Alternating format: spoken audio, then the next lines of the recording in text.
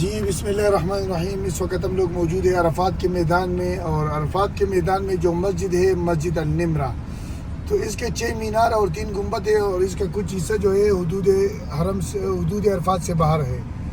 اس مسجد میں 3.5 لاکھ لوگوں کی بیٹھنے کی گنجائش ہے.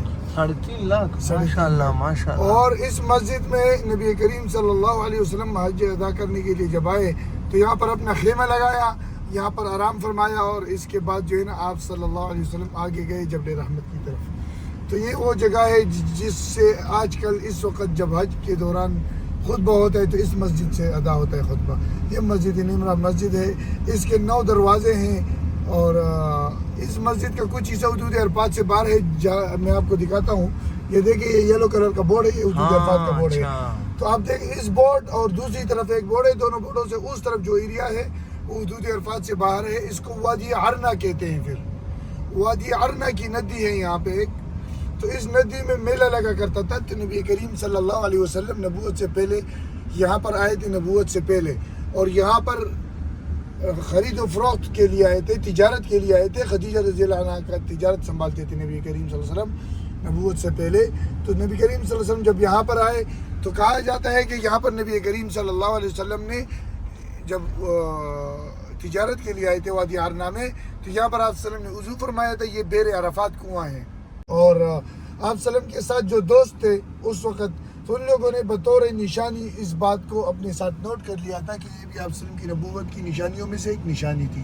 سبحان اللہ. تو ابھی ہم لوگ عرفات کے حدود سے باہر ہو چکے ہیں، اور ابھی ہم آپ کو دکھا رہا ہوں وادی عرنا کی ندی جہاں پہ میلہ لگا کرتا تھا. اس وقت بھی ہمارے گاؤں علاقوں میں جو ہے نا، دیہاتی علاقوں میں یہ جو پانی کا راستہ ہوتا ہے ندیوں میں، تو میلے لگا کرتے ہیں. تو یہ اس وقت بھی ندی میں میلہ لگا کرتا تھا. یہ یہاں پہ آپ دیکھ سکتے ہیں، یہ وادی عرنا کی ندی ہے، اس کو وادی عرنا کی ندی کہتے ہیں. اور یہ مسجد نمرہ کا فرنٹ سائڈ ہے جو حدود سے بالکل باہر ہے، عرفات کے حدود سے باہر ہے. تو کرنٹلی جو ہمارے دوست احباب جو حج کے لیے آتے ہیں تو ان کو چاہیے کہ اس حدود کو، مطلب مسجد نمرہ کے فرنٹ سائڈ میں نہ بیٹھے، اس کے پیچھے کی طرف جائیں. اچھا، کیونکہ یہ فرنٹ سائڈ جو ہے آپ لوگوں نے پہلے بھی بورڈ دیکھا، اور ایک ادھر بورڈ ہے آپ دیکھ سکتے ہیں. ایک منٹ، اس طرف بھی ہے یہ بورڈ ہے. شروع کے صف یہ حدود سے باہر ہے عرفات کے. اور حج کے دوران آپ نے جب عرفات کے میدان پر ہوتے ہو تو حدود سے باہر نہیں آنا ہے. یہ بورڈ جو ہے اس کے اندر جانا ہے، اس سے باہر نہیں رہنا ہے. ٹھیک ہے، جزاک اللہ خیر. جزاک باقی یہ مسجد بند رہتی ہے سالوں سال، صرف حج کے دن کھلتی ہے، ایک دن بس. باقی ابھی سارے 9 دروازے ان کے سارے بند ہیں. سبحان اللہ. اور ابھی ہم لوگ عرفات سے، جب مغرب کے ٹائم میں لوگ یہاں سے نکلتے ہیں عرفات سے، تو مغرب کے اذان کے ساتھ لوگ نکل جاتے ہیں. تو یہ پیدل لوگوں کے لیے راستے بنائے گئے ہیں، 3-4 راستے بنائے گئے ہیں جو انٹرلاک کے بنائے گئے ہیں. عربی میں اس کو طریق مشا کہتے ہیں، اور انگلش میں اس کو پیدل چلنے والے راستے کا انگلش کی وجہ سے. آگے گری دی آگے. میں پڑھ لوں گا انگلش میں، عربی آپ پڑھتے جاؤ، انگلش میں پڑھتا جاؤں گا. ٹریڈیشنی وے اس طرح بولتے ہیں اس کو.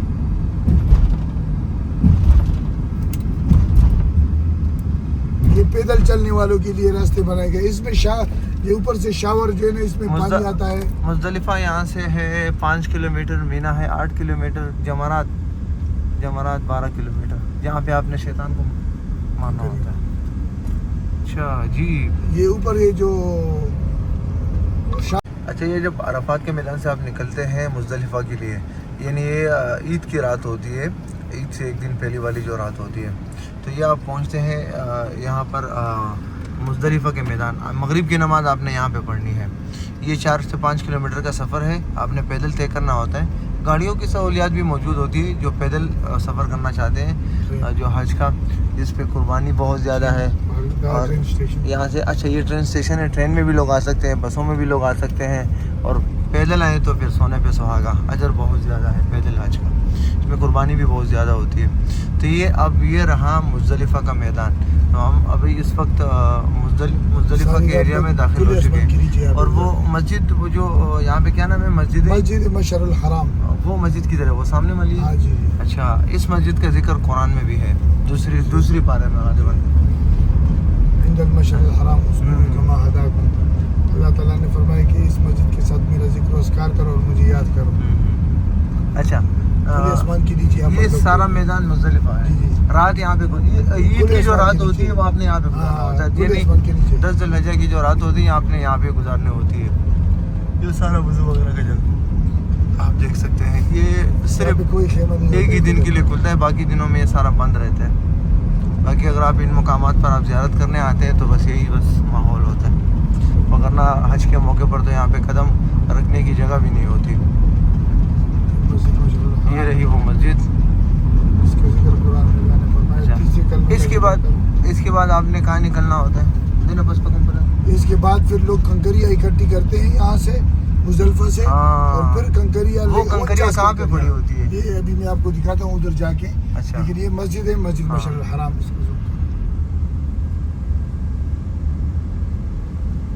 اس مسجد کا ذکر قرآن مجید میں اللہ تعالیٰ نے فرمایا کہ اس کے پاس میں تو مسجد تو چھوٹی جگہ میں ہے نا, تھوڑی جگہ میں, لیکن اس کے پاس میں جتنا بھی ایریا ہے لوگ جہاں تک جو ہے نا اس کے حدود میں بیٹھ جاتے ہیں رات کو. اور یہاں پہ یہ نہیں ہوتا کہ یہ لیڈیز کا ایریا ہے, یہ مردوں کا. لیڈیز مرد الاؤڈ ہوتے ہیں, لیکن انسان کو اللہ نے ایک یہ ہوتا ہے کہ اس دن آپ کو کوئی پتہ نہیں چلے گا کہ یہ میرے پاس 7 لیڈیز ہے یا مرد ہے. اتنا بندہ تک چکا ہوتا ہے, بالکل تقوی میں ہوتا ہے, اور مطلب اللہ کے حفظ و امان میں ہوتا ہے. اور بہت مبارک رات ہوتی ہے یہ, عرفے کے بعد یہ رات ہوتی ہے, جس رات جو ہے نا اللہ تعالیٰ جو ہے نا دعائیں قبول فرماتا ہے. کھلے آسمان کے نیچے یہ دعائیں لوگ مانگتے ہیں اور ساری رات یہاں پر قیام پر ماتے ہیں. نیچے کچھ بچھانے کے لیے کچھ ہوتا ہے؟ ہاں, وہ نیچے بچھایا ہوتا ہے, کچھ قالین وغیرہ لوگ اپنے ساتھ چٹائیاں لے کر آتے ہیں. اچھا, کوئی جانماز وغیرہ لے کر آتے ہیں ساتھ میں تو, لیکن اوپر چھت, سر کے اوپر کوئی چھت نہیں ہوتا ہے. اور ہونی بھی نہیں چاہیے, حکم یہ ہے. جی جی, ہونے بھی نہیں چاہیے. سبحان اللہ. اور ابھی ہم لوگ جا رہے ہیں مزدلفہ سے واپسی مینا کی طرف.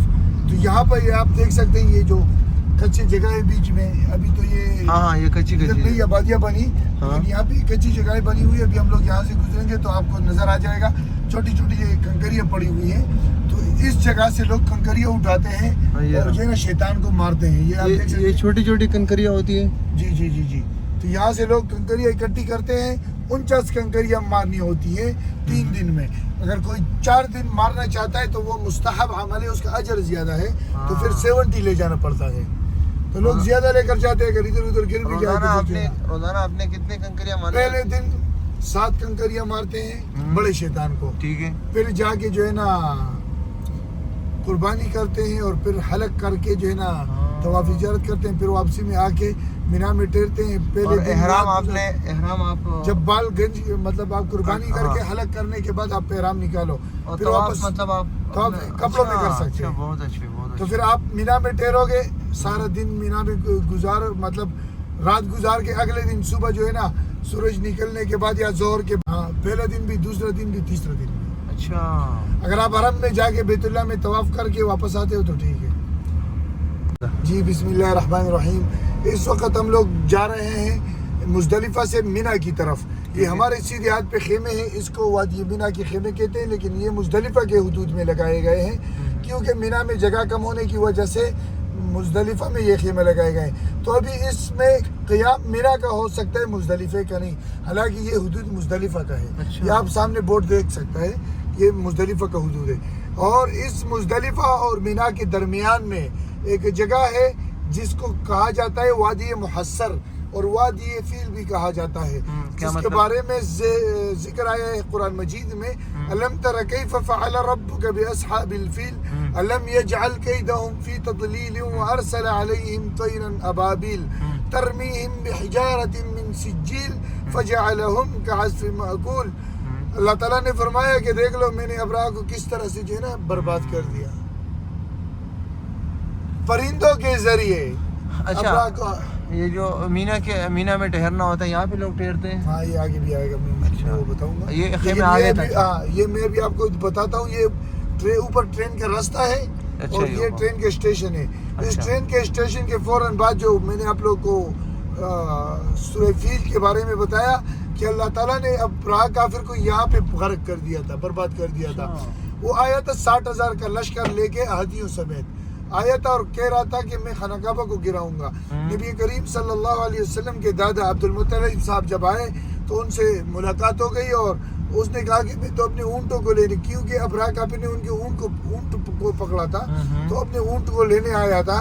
تو جب اس نے کہا کہ میں تو خانہ کعبہ کو گرانے آیا ہوں، آپ کے ساتھ اونٹ کبھی کرے، تو آپ وسلم کے دادا نے فرمایا کہ میں اونٹوں کا مالک ہوں، اونٹ لینے آیا ہوں، خانہ کعبہ کا مالک اللہ حفاظت فرمائے گا. اور ابراہ کافر اس اپنے ہاتھی کو کہہ رہا تھا کہ آگے جاؤ، لیکن وہ ہاتھی نہیں جا رہا تھا.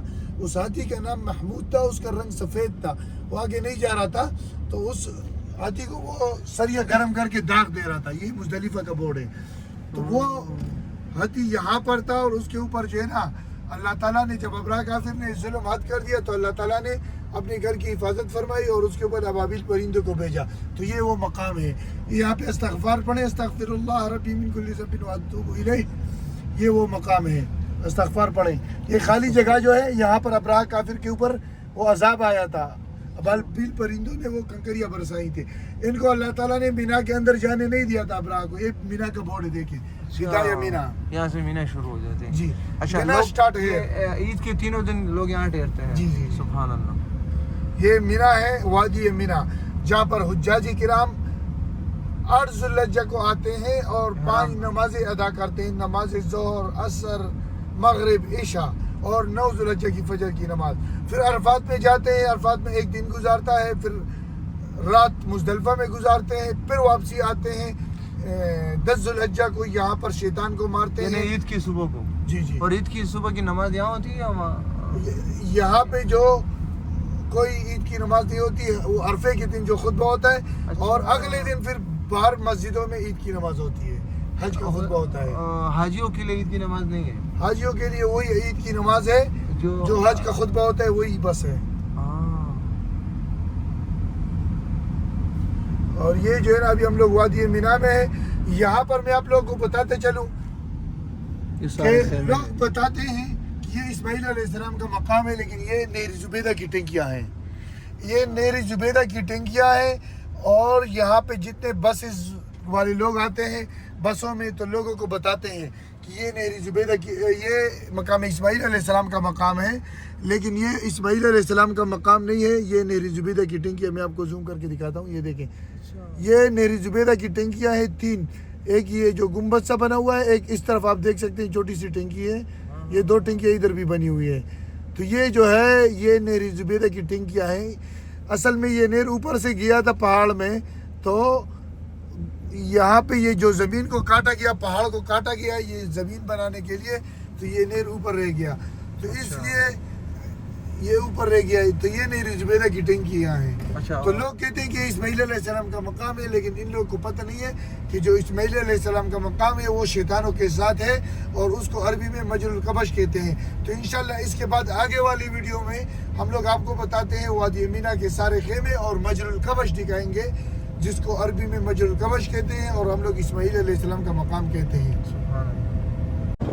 جی بسم اللہ الرحمن الرحیم. اس وقت ہم لوگ موجود ہیں وادی مینا، جہاں پر حجاج کرام 8 ذی الحجہ کو آ کے 5 نمازیں ادا کرتے ہیں مینا کے خیموں میں، اور پھر 5 نمازیں ادا کرنے کے بعد عرفات میں جاتے ہیں اور عرفات میں دن گزارتے ہیں، مزدلفہ میں پھر رات گزارتے ہیں، واپس آ کے مینا کے خیموں میں اور یہاں پر شیطان کو مارتے ہیں اور پھر اس کے بعد یہیں پر ہی ٹھہرتے ہیں حجاج کرام. حج جو یہ 5 دن اور 4 راتیں ہیں، 5 دن اور 4 راتوں میں سے 3 راتیں اور 4 دن یہاں پر اسی خیموں میں حجاج کرام ٹھہرتے ہیں. اس مسجد مینا میں یہ ایک مسجد بنا ہوا ہے جس کے 4 مینار ہے. جی، جس کے 4 مینار ہے، اس کا نام ہے مسجد خیف. اس میں 70 انبیاء کرام علیہ السلام سے نمازیں ثابت ہے. اور فضائل حج میں شیخ زکریا رحمۃ اللہ علیہ نے لکھا ہے کہ 70 انبیاء کرام کی قبریں ہیں، واللہ اعلم. تو یہ وہ مسجد ہے، مسجد خیف، وادی مینا میں موجود ہے. اور اسی مینا میں یہ جو 6 بلڈنگ ہیں، یہ جو خاص لوگ آتے ہیں ان کے لیے ہیں، لیکن اس بلڈنگوں کے بالکل دامن میں یہاں پر یہ آپ دیکھ سکتے ہیں، ادھر یہ مینار نظر آ رہا ہے. مینار کے بالکل پیچھے یہ جو پتھر ہے کالے گول سے، یہاں پر جو ہے حضرت اسماعیل علیہ السلام کو لایا گیا تھا، جہاں پہ قربان. کون سے پتھر؟ یہ اوپر کالے کالے، یہ والے نہیں ادھر یہ اچھا، یہ والے. جی यहाँ पर ये मीनार के बिल्कुल ऊपर जो काले पत्थर नज़र आ रहे हैं, यहाँ पर ये वाक़या हुआ था जब इस्माइल अलैहिस्सलाम को लाया गया, फिर ज़बह कर रहा था, अल्लाह ताला ने फिर जन्नत से दुम्बा भेजा। और यहाँ पे जो कलिमत अदा हुए थे, अल्लाहु अकबर अल्लाहु अकबर अल्लाहु अकबर ला इलाहा इल्लल्लाह अल्लाहु अकबर वलिल्लाहिल हम्द, ये कलिमात भी इब्राहीम अलैहिस्सलाम और इस्माइल अलैहिस्सलाम और जिब्रील अलैहिस्सलाम ने अदा किए। अच्छा जी अऊज़ु बिल्लाहि मिनश शैतानिर रजीम। जब लोग मुज़दलिफ़ा से आते हैं, मीना में कंकरिया लाते हैं, तो पहले दिन जो है ना हज के मतलब ईद के दिन सुबह 10 ज़ुल्हिज्जा की फजर के बाद सूरज निकलने के बाद इस शैतान को मारते हैं। ये बड़ा ये शैतान सुन्नत है। इब्राहिमी है। इब्राहिम अलैहिस्सलाम जब यहाँ से गुजर फरमा रहे थे, अपने बेटे को ज़बह करने के लिए लेके जा रहे थे, तो ये बड़ा शैतान आया था और इसने जो है ना वो ये बताया कि ये आपका बेटा है। तो इब्राहिम अलैहिस्सलाम ने इसको देखा शैतान को, ये उसका मौजूदा था कि इसको नज़र आ गया तो उसने पत्थर मारा। तो ये वो बड़ा शैतान था जिसको इब्राहिम अलैहिस्सलाम ने मारा था। तो हम लोग जो है ना सुन्नत इब्राहिमी को अदा करते हैं। हज के सफ़र में ये वाजिब है इसको, हज के सफ़र में ये वाजिब है इसको मारना। ठीक है। अच्छा यहाँ पे 7 कंकरियाँ मार के फिर आपने जाना फिर है, जाके हरम में तवाफ करना है। तवाफ, जो फर्ज है। आप तवाफ करेंगे तब तक आपकी कुर्बानी हो जाएगी। बच्चे हज के सफ़र के दौरान इन चीज़ों का ख्याल रखना चाहिए। ऐसा ना हो कि आपकी कुर्बानी हुई नहीं और आपने सर काट लिया। बाल इन काट बातों लिया का ख्याल रखना तो आप पे चाहिए। दम आ जाएगा। ये बहुत ज़रूरी बातें हैं। ठीक है, चलो भाई। अभी हम लोग जा रहे हैं। अस्सलाम वालेकुम वरहमतुल्लाहि वबरकातुहू। ये मस्जिद ब्या है। यहाँ पे एक बात समझना ज़रूरी है। लोग हज करने आते थे, यहाँ पे ठहरते थे मीना के मैदान में। तो हुज़ूर सल्लल्लाहु अलैहि वसल्लम यहाँ पे आते थे, लोगों को दावत देते थे। ज़माने जाहिलियत में लोग अपने हिसाब से हज करते थे। तो हुज़ूर अलैहिस्सलाम मीना के मैदान में आके लोगों को दावत देते थे। किताबों में इसकी बहुत तफसील मौजूद है। मुख्तसर ये वो मस्जिद है जहाँ पे कुछ मदीना के लोग आए थे, जिसको हम अंसार भी कह सकते हैं। हाँ, तो हुज़ूर अलैहिस्सलाम ने यहाँ पे उनको दावत दी। वो ईमान लेके वो कितने बंदे थे? चंद बंदे थे। तो वही लोग मदीना वापस चले गए और वहाँ पे दावत चलाई। अगले साल फिर वही लोग 6 से 12 13 बंदे आए थे। फिर अगले साल उससे भी ज़्यादा हो गए। तो आहिस्ता आहिस्ता, हाँ, इसीलिए जब हुज़ूर अलैहिस्सलाम ने मदीना में नुसरत की तो वहाँ पे नुसरत करने वाले पहले से कुछ लोग मौजूद थे। हाँ, तो ये वजह यही थी कि हुज़ूर अलैहिस्सलाम ने पहले मेहनत फरमाई थी। उस मेहनत की बरकत से अल्लाह ने कुछ लोगों को, और ये पीछे की तरफ सारा